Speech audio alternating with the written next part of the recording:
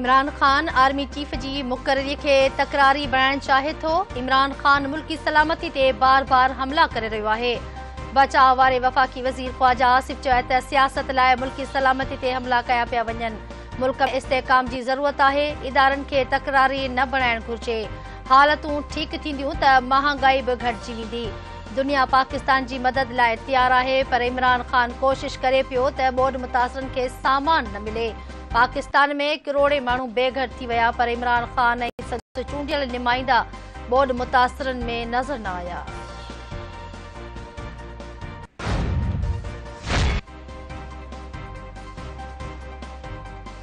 Petrol जी क़ीमतुनि में वाध जो इम्कान ऐलान अॼु कयो वेंदो। ज़रियनि मूजिबि ओघरा जी समरीअ में पेट्रोल ऐं डीज़ल जी क़ीमतुनि में घटिताई जी का बि तजवीज़ पेश न कई वई। वज़ीर आज़म ऑफिस नाणे वारे वज़ारत खे अॼु ऐलान बाबति आगाही ॾेई छॾी।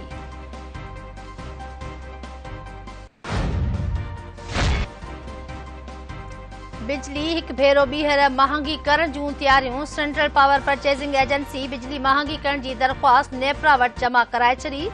अघ जे प्राइस एडजस्टमेंट जी मद में 22 पैसा वाधू उगाइण जी दरख़्वास्त ते ॿुधणी 29 सेप्टेम्बर ते थींदी। नेपरा जे बदनामे मूजिबि CPPA पारां बिजली महांगी करण जी दरख़्वास्त के इलेक्ट्रिक खां सवाइ बाक़ी समूरनि कंपनियुनि लाइ आहे।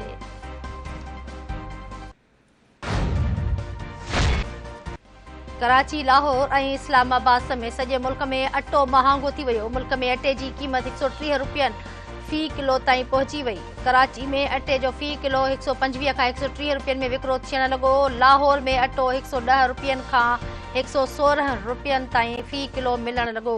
इस्लामाबाद में बि अटे जी क़ीमत 125 रुपयनि ताईं पहुची वई। कणिक जो फ़ी मण 2850 रुपयनि खां वधी 3800 रुपयनि ताईं पहुतो।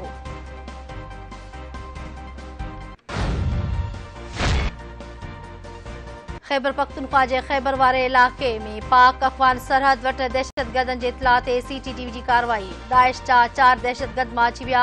पुलिस मूजिबि माची वियल दहशतगर्दनि में इकरामुल्लाह, मरसला ख़ान, अरशाद ऐं हिकु नामालूम शामिल आहिनि।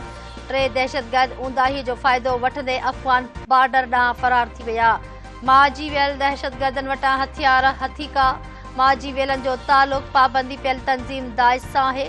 पिशावर में पुलिस वैन ते दस्ती बम सां हमले में 2 पुलिस एहलकार ज़ख़्मी थी पिया।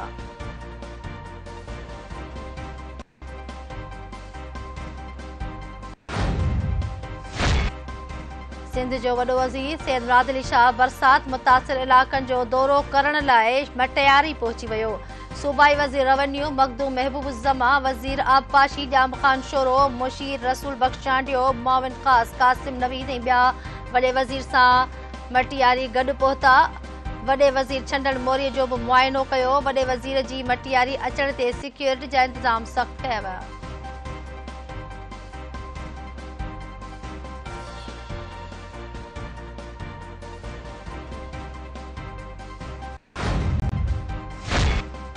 शादी लाज वटि LBOD खे कट हणण जी हिमायत ऐं मुख़ालफ़त में लॻल धरणा जारी। 15 कलाकनि खां लॻल धरणो ख़त्म न थी सघियो। DC ऐं SSPA जूं एहतजाज कंदड़नि सां ॻाल्हियूं नाकाम थी वञियूं। ॿिन्ही धुरनि में छिकताण बरक़रार। कट जे मुख़ालिफ़ बंधन ते माण्हू वेठल। धरणे सबबि गुज़िरियल ॾींहं खां ट्रैफ़िक बंदि रहण सबबि माण्हू मुश्किलातुनि जे वर चढ़ी विया।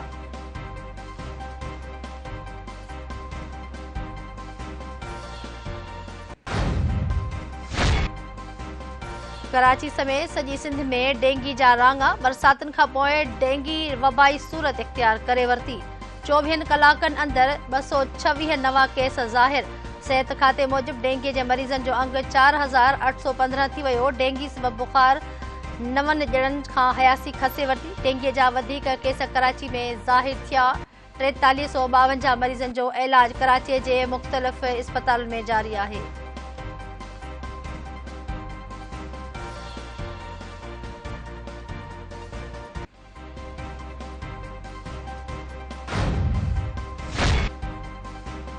कराची जे इलाक़े चश्मा ॻोठ वेझो समुंड में लॉन्च मां 3 ॼणनि जा लाश। पुलिस मूजिबि हिन वक़्त ताईं जी जांच मुताबिक़ 3 ॼणा साह ॿुसारजण सबबि फोत थिया आहिनि। पोस्टमार्टम बाद ही असल कारण मालूम थी सघंदो। पुलिस मूजिब मुतासिर माण्हू लॉन्च जे चैम्बर में सुतल हुआ।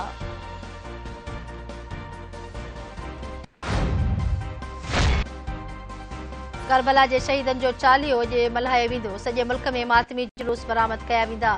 कराची में मरकज़ी मातमी जुलूस मंझंदि 1 वॻे कढियो वेंदो। वफ़ाक़ी सरकार जुलूसनि जी सिक्योरिटी लाइ फ़ौज जी मुक़ररीअ जी मंज़ूरी ॾेई छॾी। कराची समेत मुख़्तलिफ़ शहरनि में मोटरसाइकिल जी ॿियल सवारीअ ते पाबंदी हूंदी।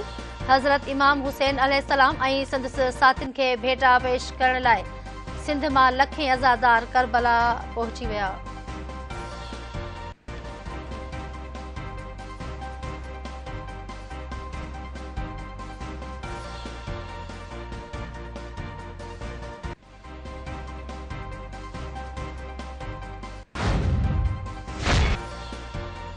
खालिस्तान जी भारत खां आज़ादीअ लाइ सुभाणे कैनेडा में रेफरेंडम थींदो। वोटिंग खां अॻु टोरंटो में सियासी छिकताण उरोज ते पहुची वई। कैनेडा में मंदिर अंदरि भञ डाह। भारतीय हुकूमत कैनेडा खां कार्रवाई जो मुतालबो करे छॾियो। रेफरेंडम खां अॻु श्री गुरु ग्रंथ साहिब प्रकाश माल्टन में इज्तिमाही दुआ बि कई। रेफरेंडम जी हमायत में अॻुवाट वॾे पैमाने ते सरगर्मियूं शुरू थी